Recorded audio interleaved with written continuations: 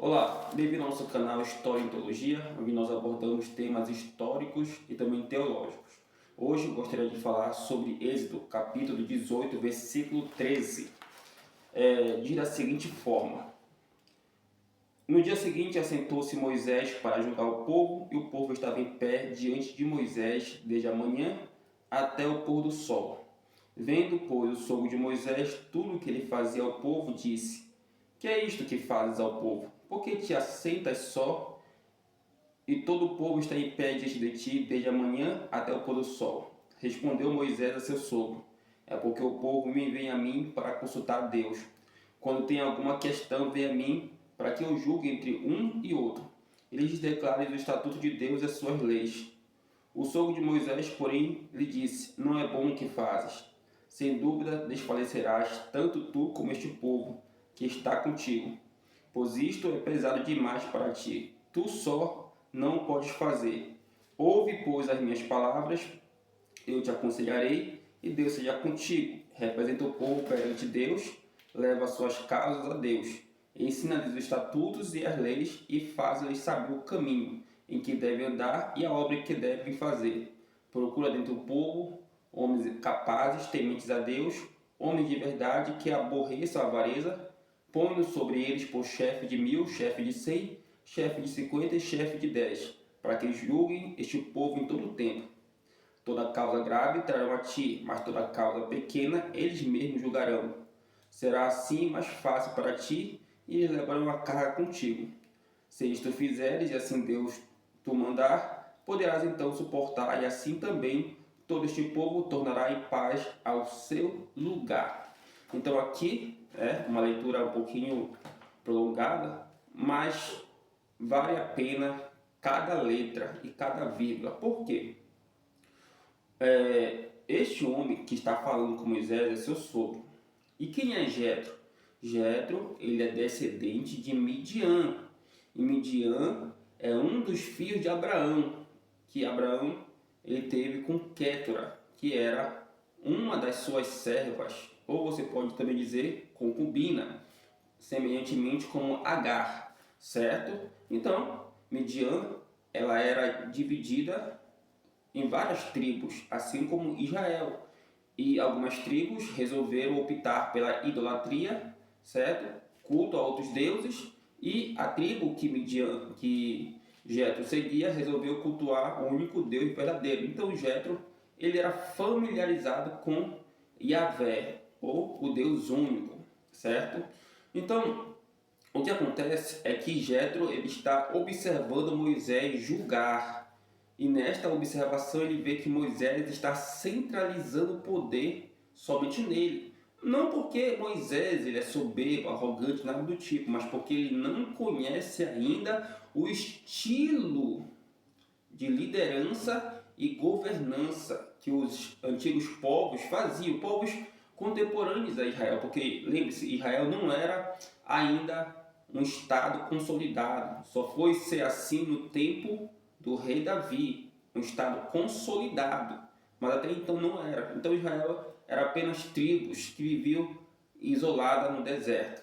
Então veja bem, o que Jetro está falando para Moisés é algo de suma importância para todas as épocas, porque nós bem sabemos que durante a Revolução Francesa foi criados os três poderes: executivo, legislativo e judiciário, mas no mundo antigo não se conhecia essas nomenclaturas, não se sabia o que era isso.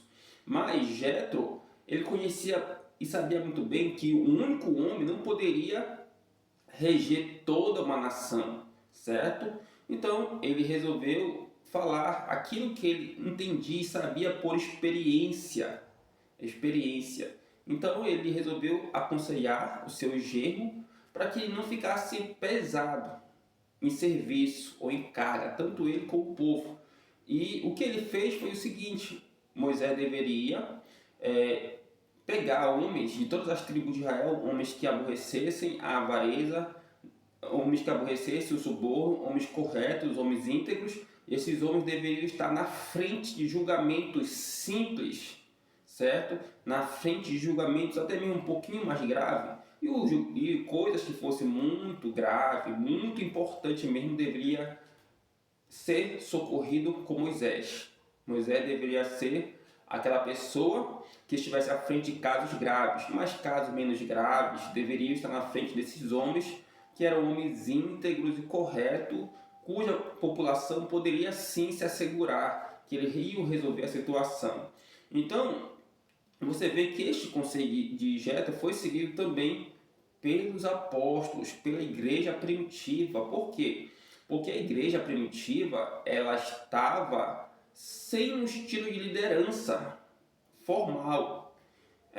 A igreja primitiva estava seguindo, né, os ensinamentos de Jesus, que era anunciar o evangelho, mas não tinha aquela liderança ainda formal, descentralizada. Por exemplo, você vai ver no início dos capítulos de Atos dos Apóstolos que as viúvas de origem grega, elas estavam sendo desprezadas, certo? Pela igreja, de certa forma. A igreja, de certa forma, estava favorecendo as viúvas hebreias. Então, havia uma reclamação ali e Pedro e os demais apóstolos resolveram colocar quem?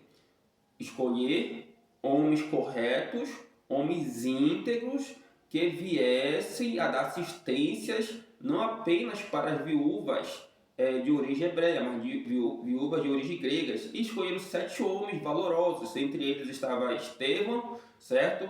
Parmenas, Prócoro e outros. Esses homens foram colocados ali. Homens íntegros, homens justos, homens corretos. E mais tarde você vai ver quem? Você vai ver o apóstolo Paulo falando para Timóteo e também para Tito. Para Tito ele diz o seguinte: nomeia bispos ou presbíteros em cada cidade. Da onde? Da ilha de Creta. Certo? Da ilha de Creta.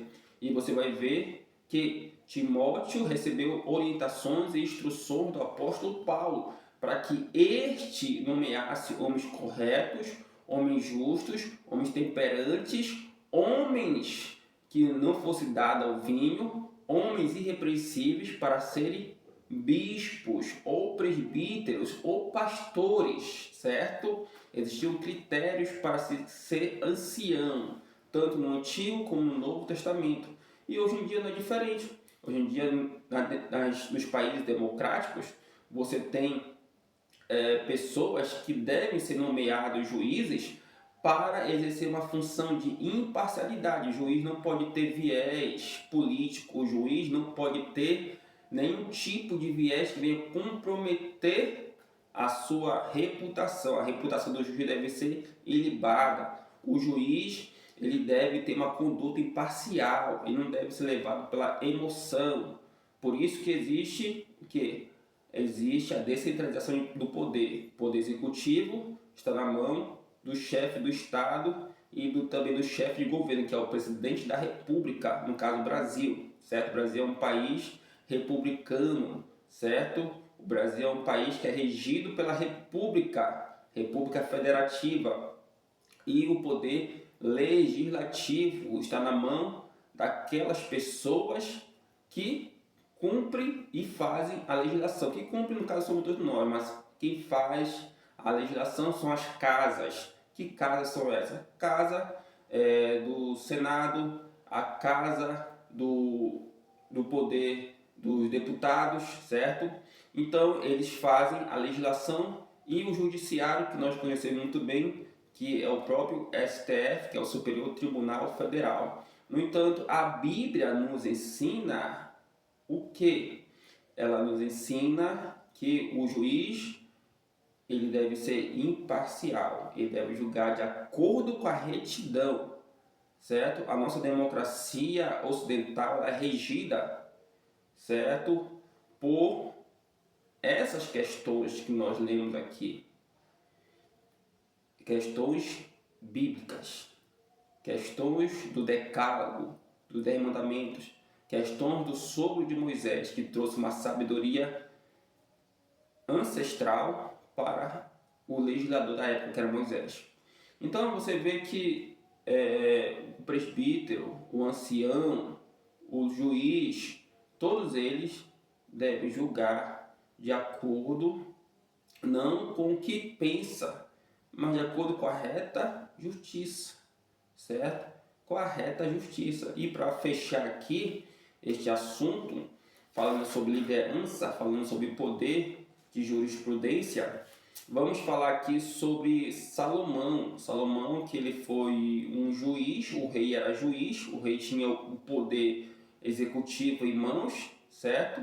E também tinha o poder judiciário em mãos. Como eu falei, essa nomenclatura não era conhecida na época, isso daí é da época moderna. Mas ele julgou a causa de duas mulheres, que era a mesma causa, assim, e as duas eram mães. E uma falou que a outra roubou o filho da outra, certo? Mas, como é que ele julgou? Ele pediu uma espada para o soldado e ia dividir o bebê no meio.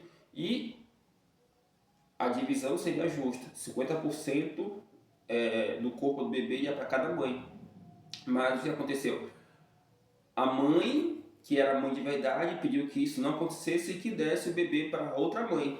E o Salomão entendeu que a mãe de verdade, ela jamais ia querer a morte do seu bebê, e sim a vida. Então foi dado para quem? Para a mãe de verdade. Você vê que para ser juiz tem que ter sabedoria.